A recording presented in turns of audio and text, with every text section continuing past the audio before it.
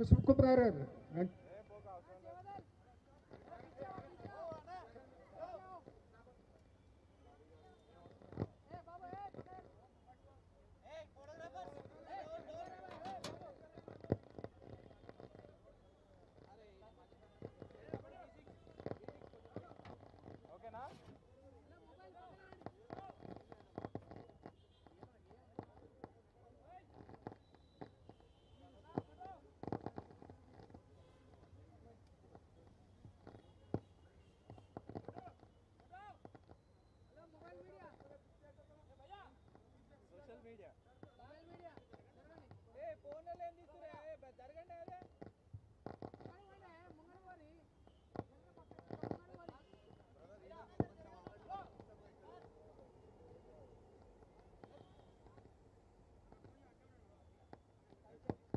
ये वो व्यूम्स अमर रहे, ये वो व्यूम्स महात्मा गांधी अमर रहे, गांधी अमर रहे, पंडित जवाहरलाल नेहरू।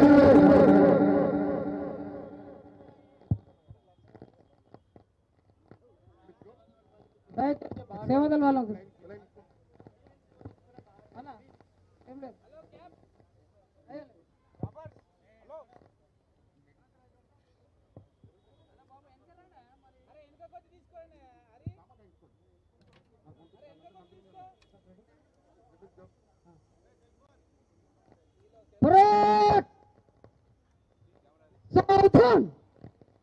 वंदे मातरम मातरम वंदे मातरम सुजलाम सुफलाम मलयज शीतलाम सस्य श्यामलाम मातरम वंदे मातरम शुभ्रज्योत्स्ना पुलकितयामिनी पुल्लकुसुमित द्रुमदल शोभिनी सुहासिनी सुमधुरवासिनी सुखदं वरदं मातरं वन्दे मातरं वन्दे मातरं।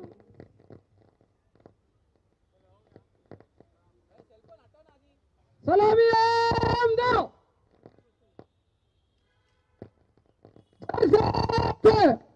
ध्वज गीत शुरू करें। विजयी वीर तिरंगा प्यारा झंडा सदा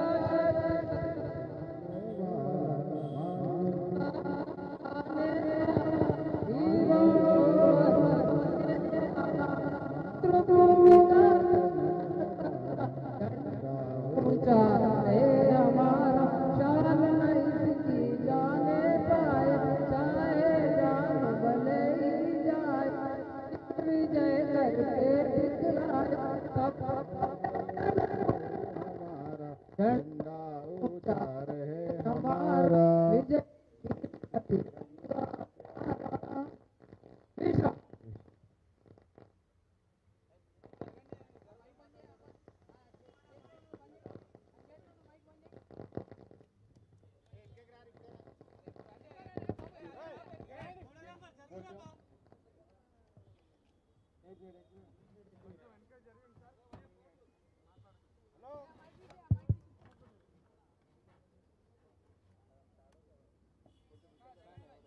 सर కొంచెం సైడ్ ఇయ్యండి సార్ సార్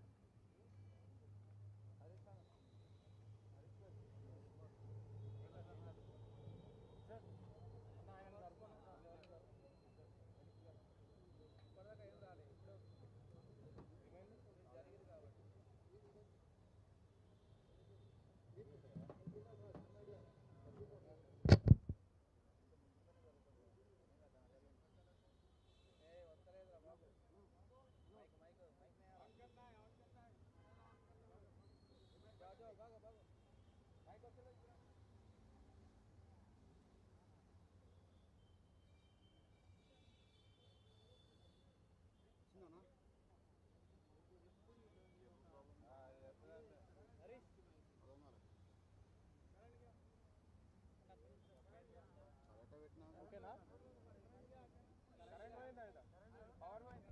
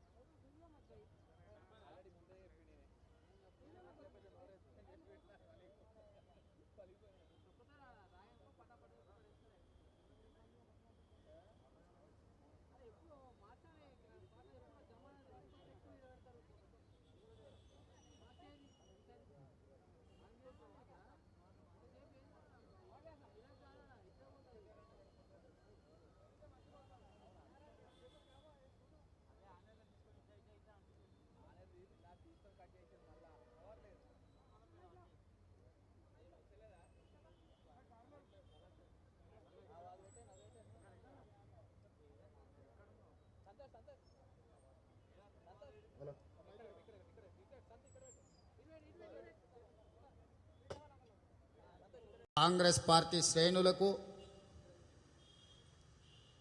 స్వతంత్ర సమర యోధులకు,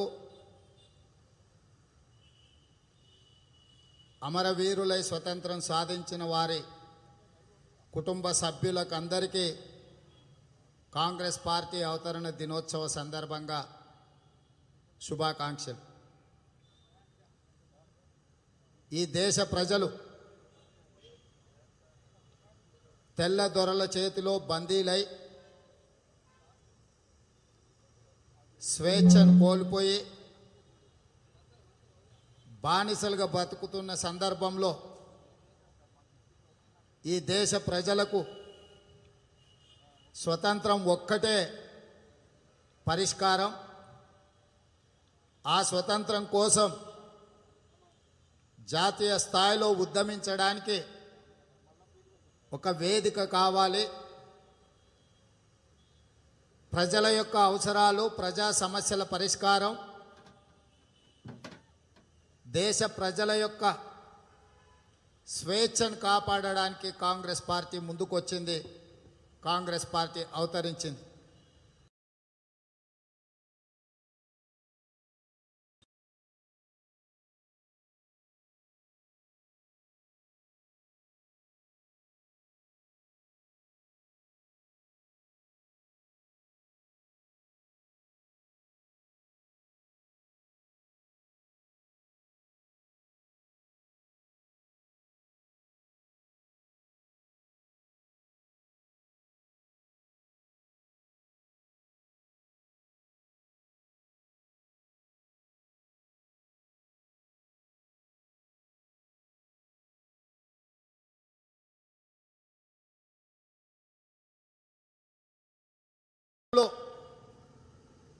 లక్షలాది మంది ప్రాణాలు కోల్పోయినారు.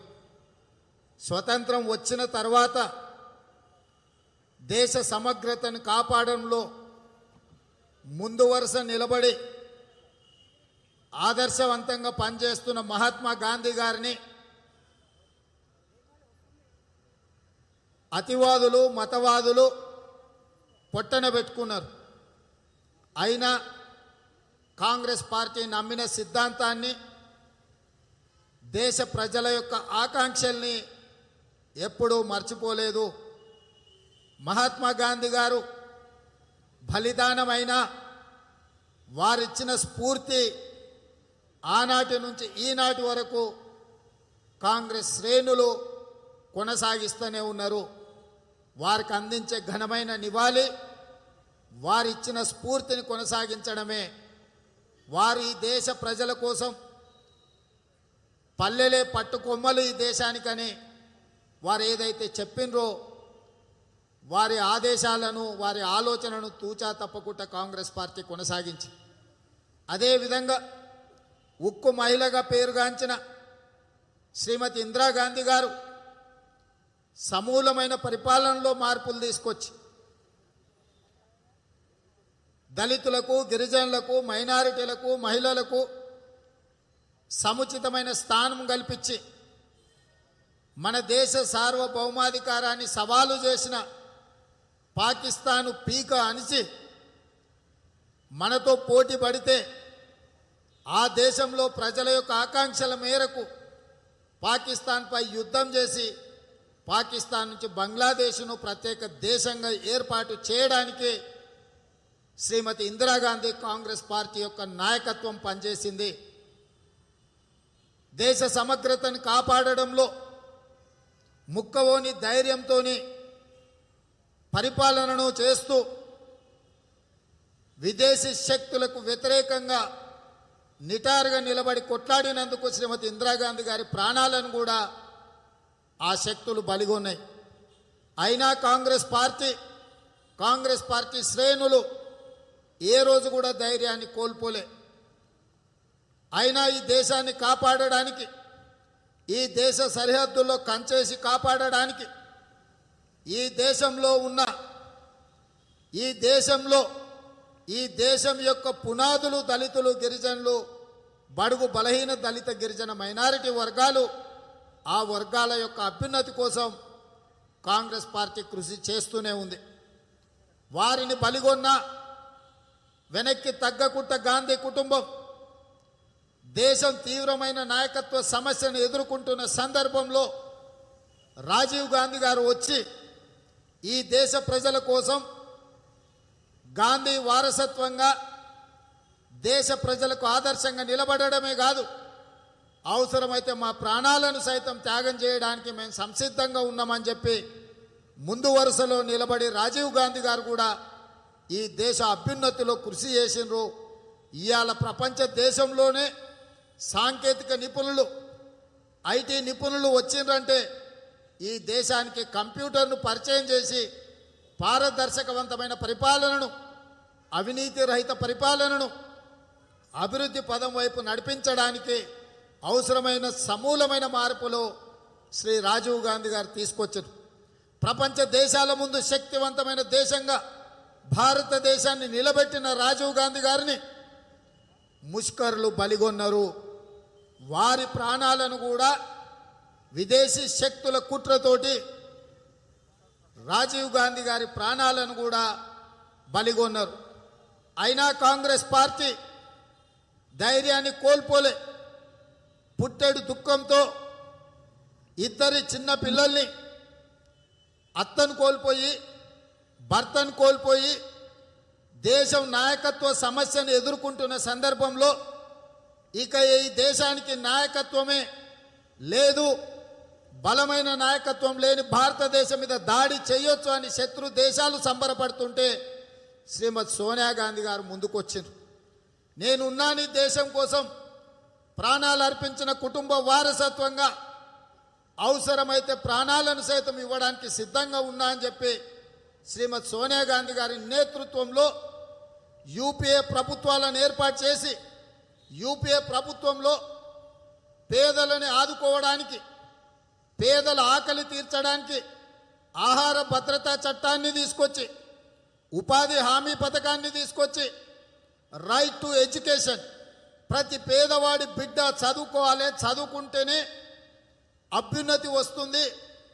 పెద్దలు చెప్పినట్టు చదువు రానివాడు వింత పశువు అనేదైతే అన్నారో, అందుకే పేదలకు విద్యను అందుబాటులోకి తీసుకురావాలి, చట్టబద్ధత కల్పించాలని రైట్ టు ఎడ్యుకేషన్ యాక్ట్, అదేవిధంగా పేదలకు పని కల్పించడానికి మహాత్మా గాంధీ ఉపాధి హామీ పథకాన్ని తీసుకొచ్చి ప్రభుత్వ పరిపాలనలో తీసుకుంటున్న నిర్ణయాలు సామాన్యులకు తెలియకుండా కొద్దిమంది పెద్దలకు, పెట్టుబడిదారులకే సమాచారం అందుబాటులో ఉన్న సందర్భంలో పారదర్శకమైన పరిపాలనను అందించడమే కాదు, అందిస్తున్నామన్న నమ్మకాన్ని, విశ్వాసాన్ని ప్రజలకు కల్పించాలని సమాచార హక్కు చట్టాన్ని శ్రీమతి సోనియా గాంధీ గారు తీసుకొచ్చారు.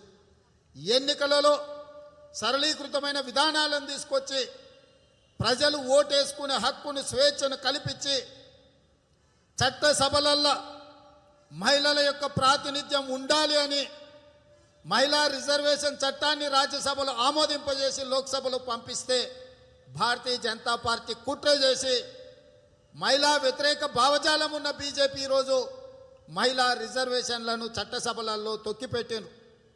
ఏదేమైనా రాజీవ్ గాంధీ గారు ఆదర్శంగా నిలబడి స్థానిక సంస్థల మహిళా రిజర్వేషన్లను తీసుకొచ్చి ఇవాళ సర్పంచులు, ఎంపీటీసీలు, ఎంపీపీలు, జిల్లా పరిషత్ చైర్పర్సన్స్, మున్సిపల్ మేయర్స్, కార్పొరేషన్లో మున్సిపల్ చైర్మన్లు, చైర్పర్సన్స్ అవుతున్నారు అంటే మహిళలకు స్థానిక సంస్థలలో రిజర్వేషన్లు కల్పించి వారి నాయకత్వాన్ని బలోపేతం చేసింది, అవకాశం కల్పించింది శ్రీ రాజీవ్ గాంధీ గారు. అయితే దాని 50% తెలంగాణ రాష్ట్రమే మొట్టమొదట ఆనాడు పంచాయతీరాజ్ శాఖ మంత్రిగా ఉన్న జానారెడ్డి గారు మహిళా రిజర్వేషన్లను 33% నుంచి 50% పెంచడం జరిగింది.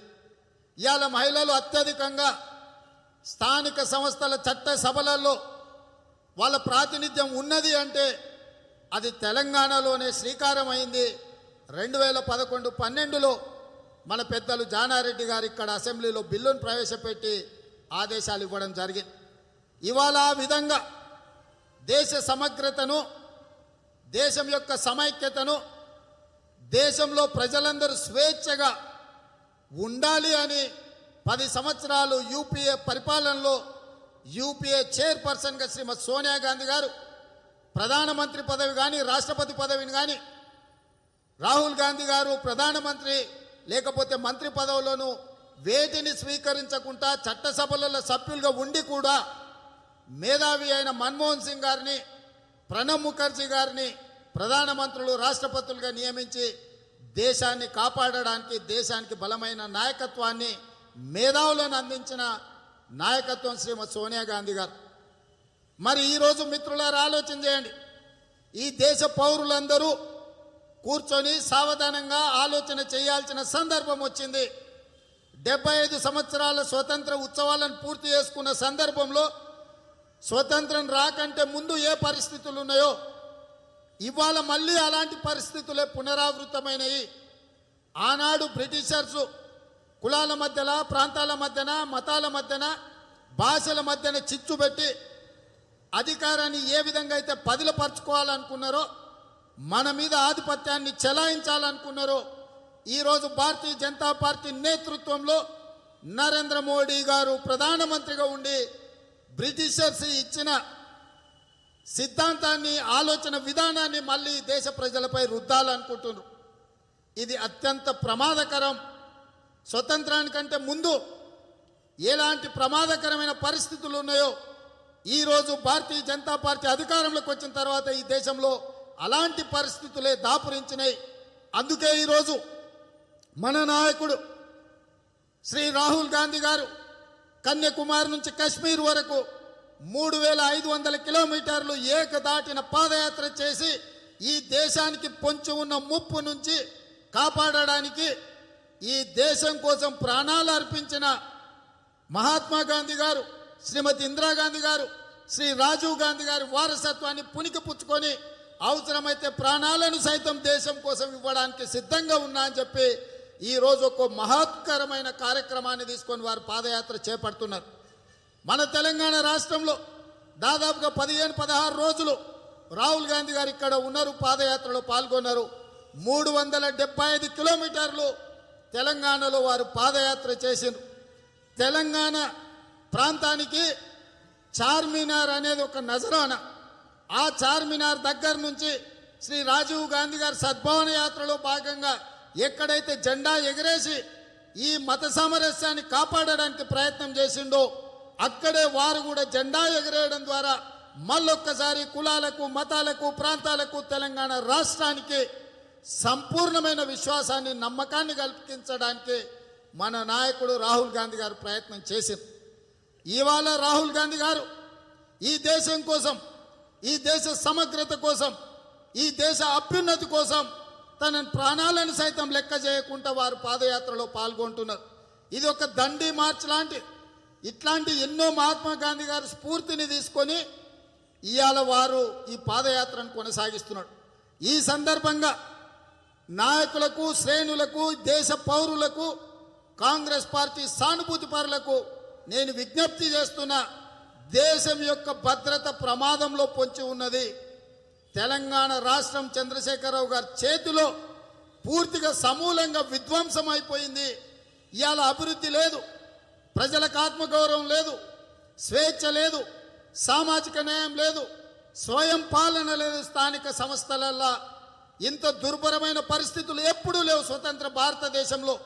అటు నరేంద్ర మోడీ గారి నాయకత్వంలో డాలర్ విలువ, రూపాయి విలువ తగ్గిపోయి డాలర్ 83-84 రూపాయలకు చేరింది.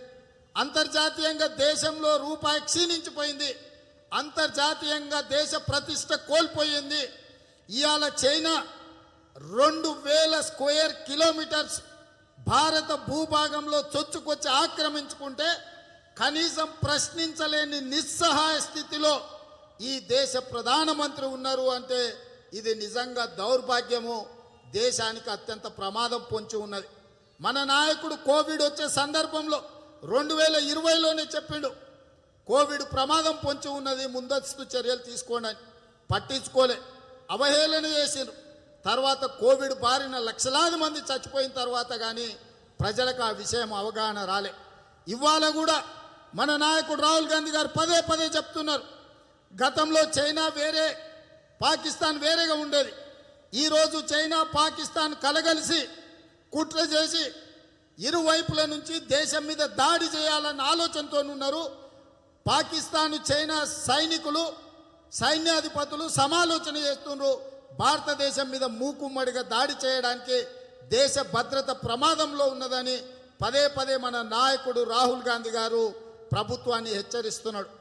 అయినా నరేంద్ర మోడీ గారికి, బీజేపీకి ఈ దేశ భద్రత పట్టిలేదు. కేవలం ఎన్నికలు, పార్టీ ఫిరాయింపులు, ప్రజల చేత ఎన్నికైన ప్రభుత్వాలను పడగొట్టడం అన్న ఆలోచన తప్ప దేశ భద్రతకు వాళ్ళకి ఎలాంటి ఆలోచన లేదు.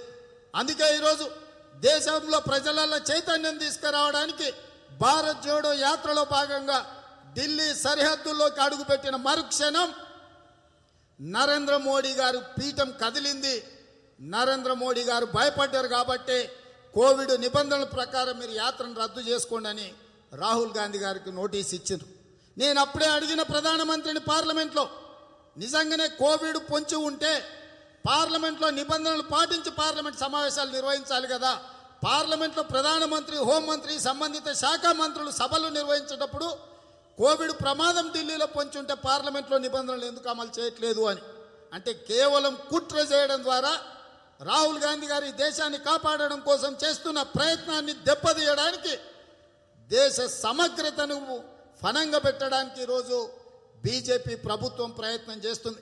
వాళ్ళ రకంగా దేశాన్ని విచ్ఛిన్నం చేసైనా అధికారాన్ని నిలబెట్టుకోవాలని వాళ్ళ ఆలోచన చేస్తుంటే, ఇక రాష్ట్రంలో తోసుకున్న దోపిడీతోటి రాష్ట్రం మొత్తం నిర్వీర్యం అయిపోయింది. ఇక దోసుకోవడానికి ఏం మిగలలేదు.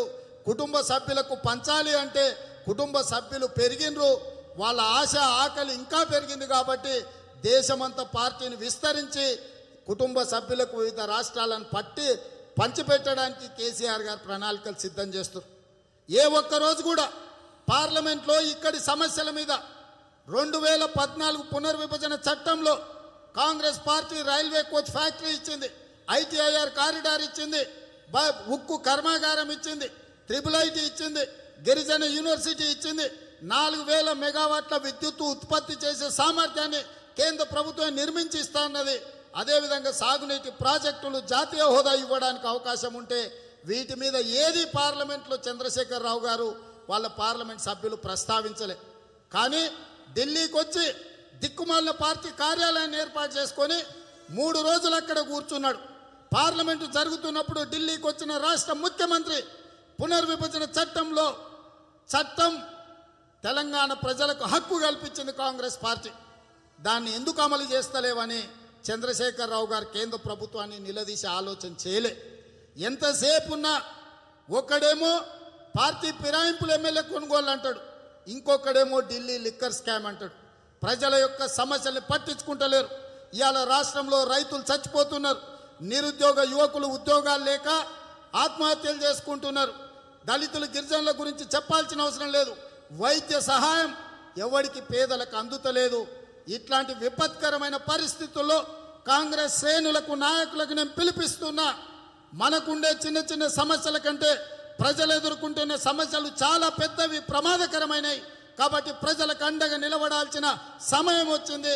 అందుకే శ్రీ రాహుల్ గాంధీ గారు, మల్లికార్జున్ ఖర్గే గారి నేతృత్వంలో, నాయకత్వంలో జనవరి 26 నుంచి హాత్ సే హాత్ జోడో అభియాన్ కార్యక్రమాన్ని ఇచ్చిండ్రు.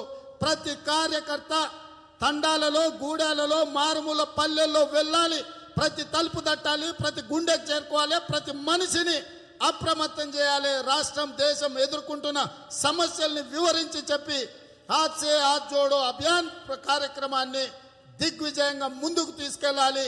ఈ కార్యక్రమంలో ప్రతి కాంగ్రెస్ పార్టీ నాయకుడు, కార్యకర్త, అభిమానులు, తెలంగాణ పౌరులందరూ కూడా పాల్గొనవలసిందిగా, ఈ కార్యక్రమాన్ని ముందుండి నడిపించడానికి మనమందరం సంసిద్ధంగా ఉండాలి. ఈ కార్యక్రమంలో మనందరం కలిసి పనిచేయడం ద్వారా ప్రజలకు ఒక భరోసాన్ని, ప్రజలకు ఒక విశ్వాసాన్ని కల్పించాల్సిన బాధ్యత నాయకుల మీద, మన మీద ఉంది. మళ్ళా కొత్త సంవత్సరం జనవరి 3 నుంచి రాహుల్ గాంధీ గారు మళ్ళీ పాదయాత్ర ప్రారంభించబోతున్నారు. ఈ మధ్యలో వారు ఈ విరామం ప్రకటించారు. కశ్మీర్ వరకు వారి పాదయాత్రలో వీలైనంత మేరకు మన వాళ్ళందరూ కూడా పాల్గొని సంఘీభావంగా ఉండాలి. ఈ దేశ సమగ్రతను కాపాడాలి.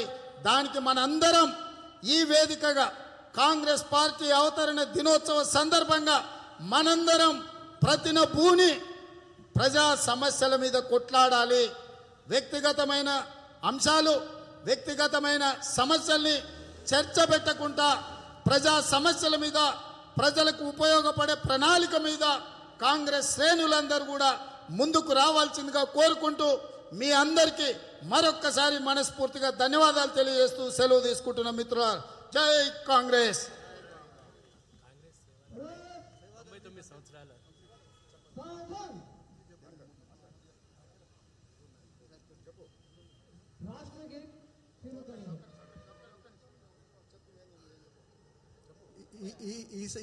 ఈరోజు కాంగ్రెస్ సేవాదల్ దళ దివస్ జరుపుకుంటుంది. ఇప్పటికి కాంగ్రెస్ సేవాదల్ 99 సంవత్సరాలు కంప్లీట్ చేసి 100 సంవత్సరంలో అడుగు పెడుతుంది. దీనంతటికి కూడా ఈ కార్యక్రమాలు ఈ సంవత్సరంలో ఇంకా ముందుకు తీసుకెళ్తామని సేవాదల్ నుంచి మీ అందరికీ తెలియజేస్తున్నాం. Thank you. మా ప్రెసిడెంట్ గారి నాయకత్వంలో ఇంకా ముందుకు తీసుకెళ్ళి ఇంకా సోషల్ వెల్ఫేర్గా అట్లాగే పార్టీని బలోపేతం చేస్తామని మీ అందరికీ తెలియజేస్తున్నాం. Thank you.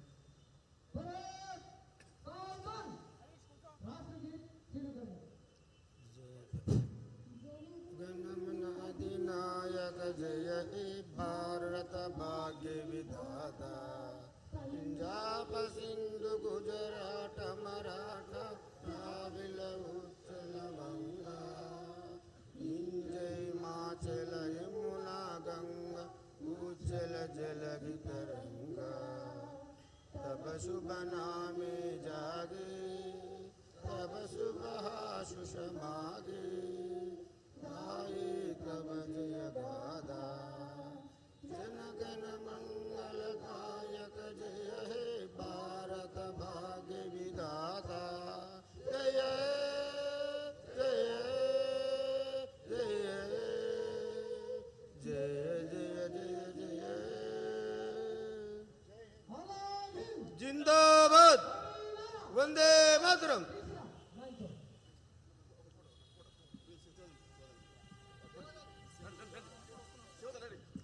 సేవతలు అందరండి.